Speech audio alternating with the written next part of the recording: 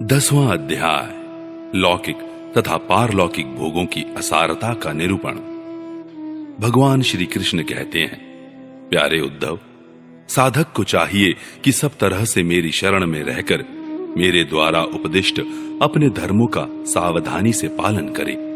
साथ ही जहां तक उनसे विरोध न हो वहां तक निष्काम भाव से अपने वर्ण, आश्रम और कुल के अनुसार सदाचार का भी अनुष्ठान करे। निष्काम होने का उपाय यह है कि स्वधर्मों का पालन करने से शुद्ध हुए अपने चित्त में यह विचार करे कि जगत के विषयी प्राणी शब्द, स्पर्श, रूप आदि विषयों को सत्य समझकर उनकी प्राप्ति के लिए जो प्रयत्न करते हैं, उसमें उनका उद्देश्य तो यह होता है कि सुख मिले, परंतु मिलता है दुख। इसके संबंध में ऐसा विचार करना चाहिए कि स्वप्न अवस्था में और मनोरथ करते समय जागृत अवस्था में भी मनुष्य मन ही मन अनेकों प्रकार के विषयों का अनुभव करता है, परंतु उसकी वह सारी कल्पना वस्तु शून्य होने के कारण व्यर्थ है।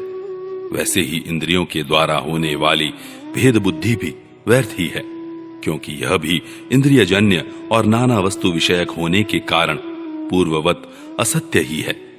जो पुरुष मेरी शरण में है उसे अंतर्मुख करने वाले निष्काम अथवा नित्य कर्म ही करने चाहिए। उन कर्मों का बिल्कुल परित्याग कर देना चाहिए जो बहिर्मुख बनाने वाले अथवा सकाम हो।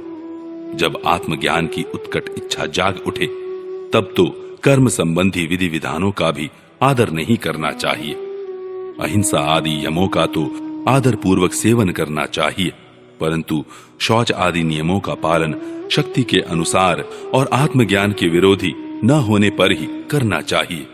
जिज्ञासु पुरुष के लिए यम और नियमों के पालन से भी बढ़कर आवश्यक बात यह है कि वह अपने गुरु की, जो मेरे स्वरूप को जानने वाले और शांत हो, मेरा ही स्वरूप समझकर सेवा करे। शिष्य को अभिमान न करना चाहिए। वह कभी किसी से डाह न करे, किसी का बुरा न सोचे। वह प्रत्येक कार्य में कुशल हो, उसे आलस्य छू न जाए, उसे कहीं भी ममता न हो, गुरु के चरणों में दृढ़ अनुराग हो, कोई काम हड़बड़ा कर न करे, उसे सावधानी से पूरा करे, सदा परमार्थ के संबंध में ज्ञान प्राप्त करने की इच्छा बनाए रखे, किसी के गुणों में दोष न निकाले और व्यर्थ की बात न करे। जिज्ञासु का परम धन है आत्मा, इसलिए वह स्त्री, पुत्र, घर, खेत, स्वजन और धन आदि संपूर्ण पदार्थों में एक सम आत्मा को देखे और किसी में कुछ विशेषता का आरोप करके उससे ममता न करे, उदासीन रहे। उद्धव, जैसे जलाने वाली लकड़ी से उसे जलाने और प्रकाशित करने वाली आग सर्वथा अलग है, ठीक वैसे ही विचार करने पर जान पड़ता है कि पंचभूतों का बना स्थूल शरीर और मन बुद्धि आदि 17 तत्वों का बना सूक्ष्म शरीर दोनों ही दृश्य और जड़ है, तथा उनको जानने और प्रकाशित करने वाला आत्मा साक्षी एवं स्वयं प्रकाश है। शरीर अनित्य, अनेक एवं जड़ है, आत्मा नित्य, एक एवं चेतन है। इस प्रकार देह की अपेक्षा आत्मा में महान विलक्षणता है, अतएव देह से आत्मा भिन्न है। जब आग लकड़ी में प्रज्वलित होती है तब लकड़ी के उत्पत्ति, विनाश, बड़ाई, छोटाई और अनेकता आदि सभी गुण वह स्वयं ग्रहण कर लेती है, परंतु सच पूछो तो लकड़ी के उन गुणों से आग का कोई संबंध नहीं है। वैसे ही जब आत्मा अपने को शरीर मान लेता है तब वह देह के जड़ता, अनित्यता, स्थूलता, अनेकता आदि गुणों से सर्वथा रहित होने पर भी उनसे युक्त जान पड़ता है। ईश्वर के द्वारा नियंत्रित माया के गुणों ने ही सूक्ष्म और स्थूल शरीर का निर्माण किया है। जीव को शरीर और शरीर को जीव समझ लेने के कारण ही स्थूल शरीर के जन्म, मरण और सूक्ष्म शरीर के आवागमन का आत्मा पर आरोप किया जाता है। जीव को जन्म मृत्यु रूप संसार इसी भ्रम अथवा अध्यास के कारण प्राप्त होता है। आत्मा के स्वरूप का ज्ञान होने पर उसकी जड़ कट जाती है। प्यारे उद्धव, इस जन्म मृत्यु रूप संसार का कोई दूसरा कारण नहीं, केवल अज्ञान ही मूल कारण है। इसलिए अपने वास्तविक स्वरूप को, आत्मा को जानने की इच्छा करनी चाहिए।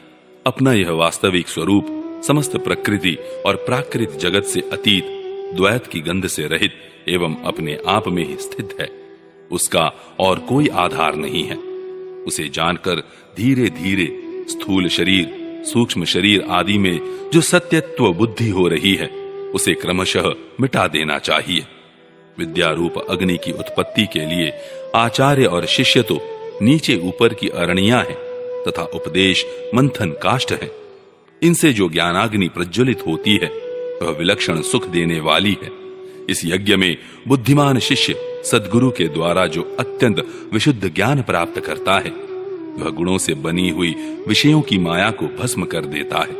तत्पश्चात वे गुण भी भस्म हो जाते हैं जिनसे कि यह सारा संसार बना हुआ है। इस प्रकार सबके भस्म हो जाने पर जब आत्मा के अतिरिक्त और कोई वस्तु शेष नहीं रह जाती, तब वह ज्ञानाग्नि भी ठीक वैसे ही अपने वास्तविक स्वरूप में शांत हो जाती है, जैसे समिता न रहने पर आग बुझ जाती है। प्यारे उद्धव, यदि तुम कदाचित कर्मों के कर्ता और सुख दुखों के भोक्ता, जीवों को अनेक तथा जगत, काल, वेद और आत्माओं को नित्य मानते हो, साथ ही समस्त पदार्थों की स्थिति प्रवाह से नित्य और यथार्थ स्वीकार करते हो तथा यह समझते हो कि घटपट आदि बाह्य आकृतियों के भेद से उनके अनुसार ज्ञान ही उत्पन्न होता और बदलता रहता है, तो ऐसे मत के मानने से बड़ा अनर्थ हो जाएगा।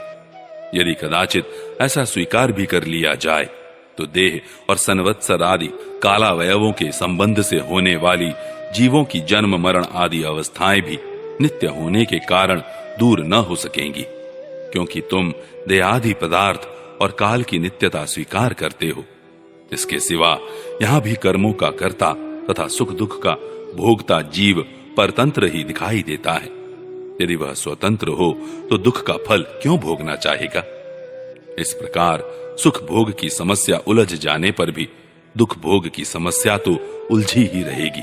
अतः इस मत के अनुसार जीव को कभी मुक्ति या स्वतंत्रता प्राप्त न हो सकेगी। जब जीव स्वरूपतः परतंत्र है, विवश है, तब तो स्वार्थ या परमार्थ कोई भी उसका सेवन न करेगा, अर्थात वह स्वार्थ और परमार्थ दोनों से ही वंचित रह जाएगा। ऐसा देखा जाता है कि बड़े बड़े कर्म कुशल विद्वानों को भी कुछ सुख नहीं मिलता और मूढ़ों का भी कभी दुख से पाला नहीं पड़ता। इसलिए जो लोग अपनी बुद्धि या कर्म से सुख पाने का घमंड करते हैं, उनका वह अभिमान व्यर्थ है। यदि यह स्वीकार कर लिया जाए कि वे लोग सुख की प्राप्ति और दुख के नाश का ठीक ठीक उपाय जानते हैं, तो भी यह तो मानना ही पड़ेगा कि उन्हें भी ऐसे उपाय का पता नहीं है जिससे मृत्यु उनके ऊपर कोई प्रभाव न डाल सके और वे कभी मरे ही नहीं। जब मृत्यु उनके सिर पर नाच रही है, तब ऐसी कौन सी भोग सामग्री या भोग कामना है जो उन्हें सुखी कर सके? भला जिस मनुष्य को फांसी पर लटकाने के लिए वध स्थान पर ले जाया जा रहा है, उसे क्या फूल, चंदन, स्त्री आदि पदार्थ संतुष्ट कर सकते हैं? कदापि नहीं। प्यारे उद्धव, लौकिक सुख के समान पारलौकिक सुख भी दोषयुक्त ही है, क्योंकि वहां भी बराबरी वालों से होड़ चलती है। अधिक सुख भोगने वालों के प्रति असूया होती है, उनके गुणों में दोष निकाला जाता है और छोटों से घृणा होती है। प्रतिदिन पुण्य क्षीण होने के साथ ही वहां के सुख भी क्षय के निकट पहुंचते रहते हैं और एक दिन नष्ट हो जाते हैं। वहां की कामना पूर्ण होने में भी यजमान, ऋत्विज और कर्म आदि की त्रुटियों के कारण बड़े बड़े विघ्नों की संभावना रहती है। जैसे हरी भरी खेती भी अतिवृष्टि, अनावृष्टि आदि के कारण नष्ट हो जाती है, वैसे ही स्वर्ग भी प्राप्त होते होते विघ्नों के कारण नहीं मिल पाता।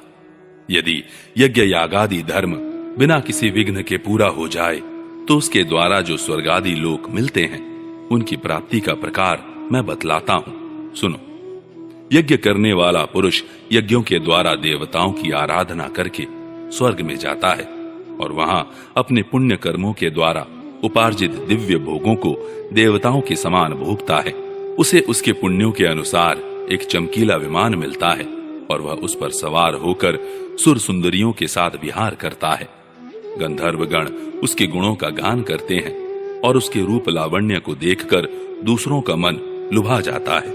उसका विमान वह जहां ले जाना चाहता है वहीं चला जाता है और उसकी घंटियां घनघनाकर दिशाओं को गुंजारित करती हैं।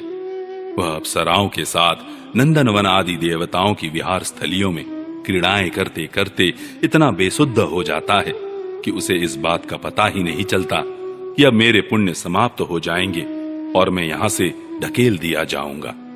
जब तक उसके पुण्य शेष रहते हैं तब तक वह स्वर्ग में चैन की बंसी बजाता रहता है, परंतु पुण्य क्षीण होते ही इच्छा न रहने पर भी उसे नीचे गिरना पड़ता है, क्योंकि काल की चाल ही ऐसी है। यदि कोई मनुष्य दुष्टों की संगति में पड़कर अधर्म परायण हो जाए, अपनी इंद्रियों के वश में होकर मनमानी करने लगे, लोभवश दाने दाने में कृपणता करने लगे, लंपट हो जाए अथवा प्राणियों को सताने लगे और विधि विरुद्ध पशुओं की बलि देकर भूत और प्रेतों की उपासना में लग जाए, तब तो वह पशुओं से भी गया बीता हो जाता है और अवश्य ही नरक में जाता है। उसे अंत में घोर अंधकार, स्वार्थ और परमार्थ से रहित अज्ञान में ही भटकना पड़ता है। जितने भी सकाम और बहिर्मुख करने वाले कर्म हैं, उनका फल दुख ही है। जो जीव शरीर में अहंता ममता करके उन्हीं में लग जाता है, उसे बार बार जन्म पर जन्म और मृत्यु पर मृत्यु प्राप्त होती रहती है। ऐसी स्थिति में मृत्यु धर्मा जीव को क्या सुख हो सकता है? सारे लोक और लोकपालों की आयु भी केवल एक कल्प है, इसलिए मुझसे भयभीत रहते हैं। औरों की तो बात ही क्या, स्वयं ब्रह्मा भी मुझसे भयभीत रहते हैं, क्योंकि उनकी आयु भी काल से सीमित केवल 2 परार्ध है, सत्व, रज और तम। ये तीनों गुण इंद्रियों को उनके कर्मों से प्रेरित करते हैं और इंद्रियां कर्म करती हैं। जीव अज्ञानवश सत्व, रज आदि गुणों और इंद्रियों को अपना स्वरूप मान बैठता है और उनके किए हुए कर्मों का फल सुख दुख भोगने लगता है। जब तक गुणों की विषमता है, अर्थात शरीर आदि में मैं और मेरेपन का अभिमान है, तभी तक आत्मा के एकत्व की अनुभूति नहीं होती। वह अनेक जान पड़ता है और जब तक आत्मा की अनेकता है तब तक तो उन्हें काल अथवा कर्म किसी के अधीन रहना ही पड़ेगा। जब तक परतंत्रता है तब तक ईश्वर से भय बना ही रहता है। जो मैं और मेरेपन के भाव से ग्रस्त रहकर आत्मा की अनेकता, परतंत्रता आदि मानते हैं और वैराग्य न ग्रहण करके बहिर्मुख करने वाले कर्मों का ही सेवन करते रहते हैं, उन्हें शोक और मोह की प्राप्ति होती है। प्यारे उद्धव, जब माया के गुणों में क्षोभ होता है तब मुझ आत्मा को ही काल, जीव, वेद, लोक, स्वभाव और धर्म आदि अनेक नामों से निरूपण करने लगते हैं। उद्धव जी ने पूछा, भगवान, यह जीव देह आदि रूप गुणों में ही रह रहा है, फिर देह से होने वाले कर्मों या सुख दुख आदि रूप फलों में क्यों नहीं बंधता है? अथवा यह आत्मा गुणों से निर्लिप्त है, देह आदि के संपर्क से सर्वथा रहित है, फिर इसे बंधन की प्राप्ति कैसे होती है? बद्ध अथवा मुक्त पुरुष कैसा बर्ताव करता है, वह कैसे विहार करता है, यह वह किन लक्षणों से पहचाना जाता है, कैसे भोजन करता है और मल त्याग आदि कैसे करता है, कैसे सोता है, कैसे बैठता है और कैसे चलता है? अच्युत, प्रश्न का मर्म जानने वालों में आप श्रेष्ठ हैं, इसलिए आप मेरे इस प्रश्न का उत्तर दीजिए। एक ही आत्मा अनादि गुणों के संसर्ग से नित्यबद्ध भी मालूम पड़ता है और असंग होने के कारण नित्य मुक्त भी। इस बात को लेकर मुझे भ्रम हो रहा है।